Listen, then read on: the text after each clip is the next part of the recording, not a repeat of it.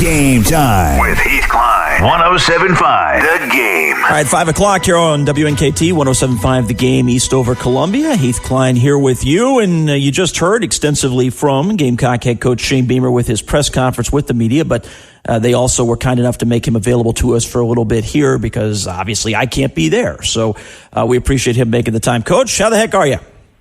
I'm doing well. Hope you are. Doing great, and obviously it's a day you work towards all year round along with your staff.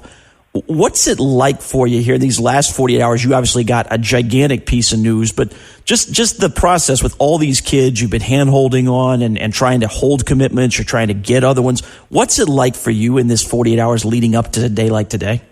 Certainly when they sign, you breathe a sigh of relief that it's finally official because you know this from covering it for all the years that you have. I mean, it's never over until they sign. And, you know, the thing that was unique about this year's class is so many of these guys, all but I think 4, committed to us before the season even started.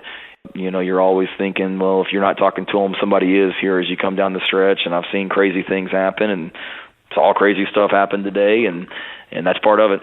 You alluded to the fact that there was a commitment you guys got at least publicly on Saturday, and then you got a phone call basically saying, yeah, not so sure you can count on that.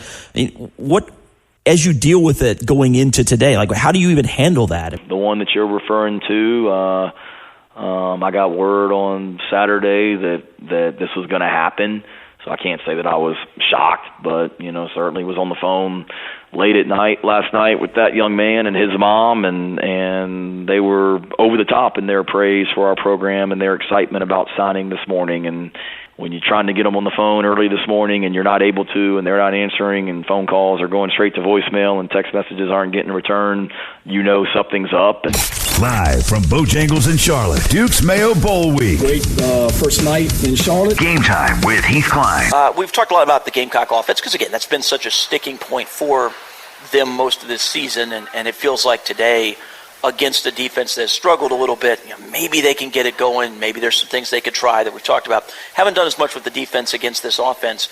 This is a team that has thrived at times on tempo. Longo likes to be aggressive with it.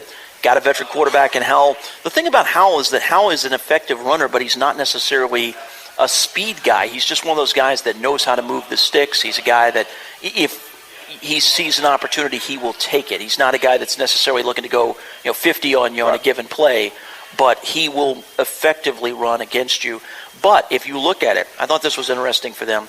Sam Howell, pressure rate and sack and interception rate versus pressure.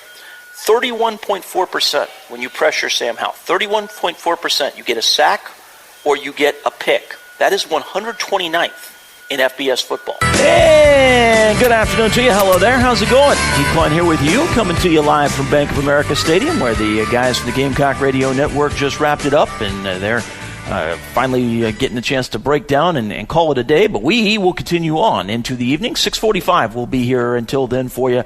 And, man, that was something. That really was. 38-21, obviously. Gamecocks get the win.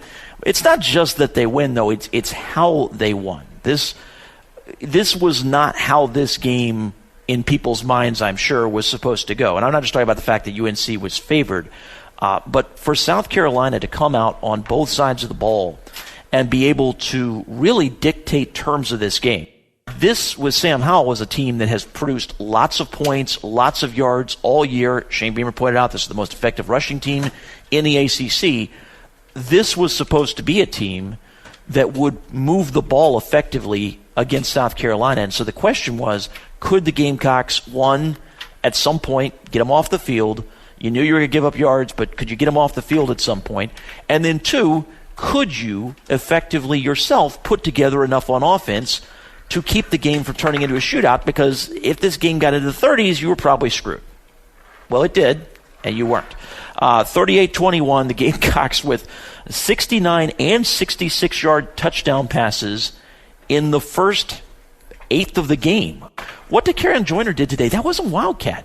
Dakereon Joyner lined up and played quarterback. Game time with Heath Klein. 107.5 The Game.